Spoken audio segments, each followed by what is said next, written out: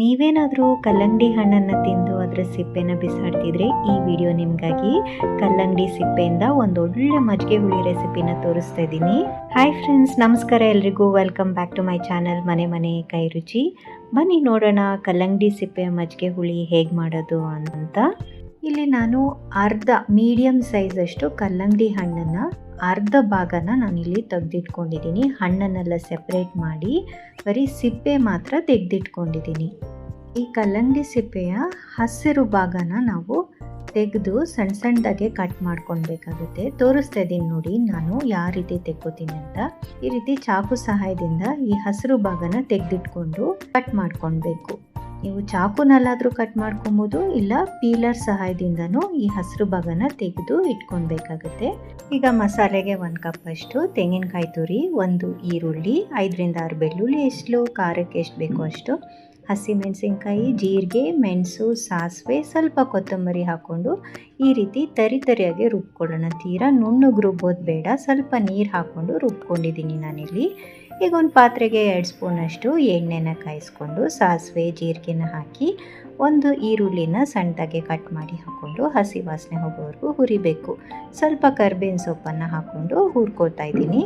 ಈಗ ನಾವು ಕಟ್ ಮಾಡಿ ಇಟ್ಕೊಂಡಂಥ ಕಲ್ಲಂಗಡಿ ಸಿಪ್ಪೆನ ಇದಕ್ಕೆ ಹಾಕ್ಕೊಂಡು ಫ್ರೈ ಮಾಡ್ಕೊಳ್ಳೋಣ. 1-2 ನಿಮಿಷ ಹಸಿ ವಾಸನೆ ಹೋಗೋವರೆಗೂ ಹುರಿದು ಸ್ವಲ್ಪ ಉಪ್ಪು ಮತ್ತು ಅರಿಶಿನ ಹಾಕ್ಕೊಂಡು ಮಿಕ್ಸ್ ಮಾಡ್ಕೊಳ್ಳೋಣ. ಇದೇನಪ್ಪ ಇದು ಕಲ್ಲಂಗಡಿ ಸಿಪ್ಪೆಯಲ್ಲಿ ಮಜ್ಜಿಗೆ ಹುಳಿನ ಅಂದ್ಕೊಂಡ್ಬಿಡಿ, ಇದು ಸೇಮ್ ಸೋರೆಕಾಯಿ ಎಲ್ಲ ಹಾಕಿ ಮಜ್ಜಿಗೆ ಹುಳಿ ಮಾಡಿದ್ರೆ ಹೇಗೆ ಬರುತ್ತೋ ಅದೇ ರೀತಿ ಬರುತ್ತೆ ಇದು. ಈಗ ಇದು ಹುರಿದಿದ್ದಾಗಿದೆ. ಇದಕ್ಕೆ ನಾವು ರುಬ್ಬಿಟ್ಕೊಂಡಂಥ ಮಸಾಲೆನ ಹಾಕಿ ಮಿಕ್ಸ್ ಮಾಡ್ಕೊಳ್ಳೋಣ.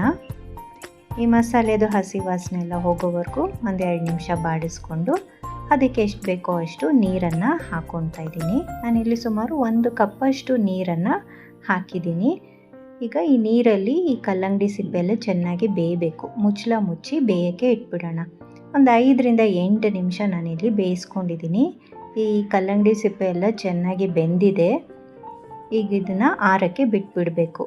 ಆರಿದ ನಂತರ ಇದಕ್ಕೆ ನಾನು 1 ಕಪ್ಪಷ್ಟು ಮೊಸರನ್ನು ಚೆನ್ನಾಗಿ ಬೀಟ್ ಮಾಡಿಕೊಂಡು ಇದಕ್ಕೆ ಹಾಕ್ತಾಯಿದ್ದೀನಿ. ಹಾಗೆಯೇ ಆ ಮೊಸರಿನ ಕಪ್ಪಿಗೆ 1/2 ಕಪ್ಪಷ್ಟು ನೀರನ್ನು ಹಾಕಿ ಇದಕ್ಕೆ ಸೇರಿಸ್ಕೊತಾ ಇದ್ದೀನಿ. ಇದನ್ನು ಚೆನ್ನಾಗಿ ಒಂದ್ಸಲ ಮಿಕ್ಸ್ ಮಾಡಿಕೊಂಡ್ರೆ ಆಯಿತು, ಮಜ್ಜಿಗೆ ಹುಳಿ ರೆಡಿ. ಇದು ಮತ್ತೆ ಕಾಯಿಸೋದೆಲ್ಲ ಏನೂ ಬೇಡ. ಇದಕ್ಕೆ ಒಂದು ಸಿಂಪಲ್ಲಾಗಿ ಸಾಸಿವೆ, ಜೀರಿಗೆ, ಹಿಂಗು, ಕರಿಬೇವಿನ ಸೊಪ್ಪಿನ ಒಗ್ಗರಣೆ ಕೊಟ್ಬಿಟ್ರೆ ಮಜ್ಜಿಗೆ ಹುಳಿ ರೆಡಿ ಆಗುತ್ತೆ. ಬಿಸಿ ಬಿಸಿ ಅನ್ನದ ಜೊತೆಗೆ ಸ್ವಲ್ಪ ತುಪ್ಪ ಹಾಕ್ಕೊಂಡು ಸೈಡಲ್ಲಿ ಹಪ್ಪಳನೋ ಒಂದು ಪಲ್ಯನೋ ನೆಂಚ್ಕೊಂಡು ತಿಂತಾಯಿದ್ರೆ ಅದ್ಭುತವಾಗಿರುತ್ತೆ. ನೀವೇನಾದರೂ ಇದನ್ನೊಂದು ಸಲ ಟ್ರೈ ಮಾಡಿದ್ರೆ ಕಲ್ಲಂಗಡಿ ಸಿಪ್ಪೆನ ಯಾವತ್ತೂ ಬಿಸಾಕಲ್ಲ, ಅಷ್ಟು ಒಂದೊಳ್ಳೆ ರೆಸಿಪಿ ರೆಡಿ ಆಗುತ್ತೆ. ಟ್ರೈ ಮಾಡಿ ಹೇಗೆ ಬಂತು ಅಂತ ಖಂಡಿತ ಕಮೆಂಟ್ ಸೆಕ್ಷನಲ್ಲಿ ತಿಳಿಸಿ. ಹಾಗೆಯೇ ಈ ವಿಡಿಯೋ ನಿಮ್ಗೆ ಇಷ್ಟ ಆಗಿದ್ದಲ್ಲಿ ಪ್ಲೀಸ್ ಲೈಕ್ ಮಾಡಿ, ಶೇರ್ ಮಾಡಿ ಮತ್ತು ಸಬ್ಸ್ಕ್ರೈಬ್ ಮಾಡಿ. Thank you so much for watching. See in the next video. Happy cooking.